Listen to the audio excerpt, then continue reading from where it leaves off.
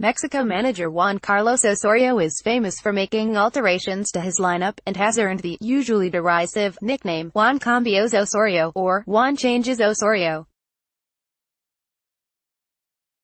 El Tri had a fantastic opening game, beating Germany 1-0.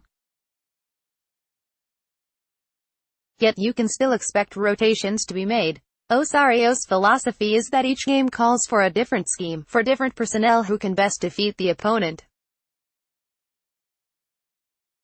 It's also a long tournament. While Mexico has more rest between matches now than it does in qualification, Osorio always takes a player's physical status in mind. Players like Andres Guardado and Hector Moreno were carrying knocks heading into the World Cup.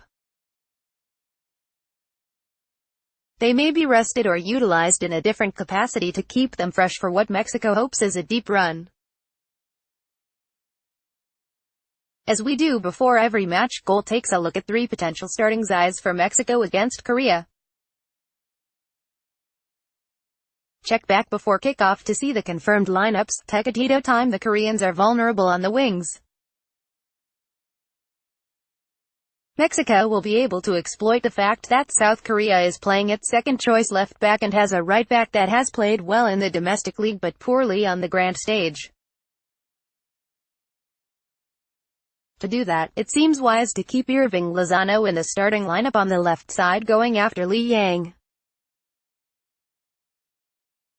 He's Mexico's fastest player, as Osorio pointed out after the victory against Germany, and should be able to run at Li all night. Jesus, Tecatito Corona has a similar profile and could use his speed to arrive on the right side. Between those two players, I'm projecting Raúl Jiménez up top. He came in and put in an excellent effort against Germany.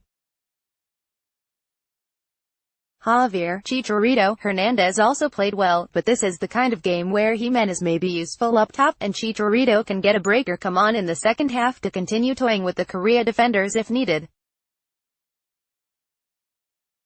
At the back, Miguel Ayun returns to left back in place of Jesus Gallardo, despite the Monterrey man's excellent World Cup debut. We're not exactly sure how Osorio plans to use the versatile Ayun this tournament. Perhaps Gallardo keeps his place and Ayun becomes a day-in, day-out midfielder. If not, Jonathan Dos Santos could make a World Cup debut of his own coming into the midfield next to Hector Herrera and Guardado. Centre-backs Moreno and Hugo Ayala plus right-back Carlos Salcedo return from the opening match. Going with 3. Osorio also seems to be considering playing with 3 center-backs, which could produce this ugly on the graphic but potentially good in real life 3-4-3 with a diamond midfield. Herrera would be at the base of the diamond, largely protecting the back 3 of Moreno, Ayala and Salcedo, all of whom have played in similar alignments before. Edson Alvarez or even Rafa Marquez could play this role as well after positive substitute appearances Sunday. To the left is Guardado, to the right once again is Ayun. That would leave a player like Carlos Vela to come in and work behind the forwards, with Lozano and Tecatito once again included to use their speed against Korea. Chicharito comes back in for this projection thanks to his habit of coming back into the midfield to receive passes.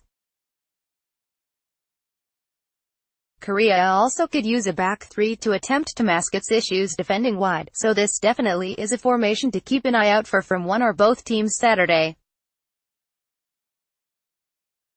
Rotate like crazy. Osorio will make changes.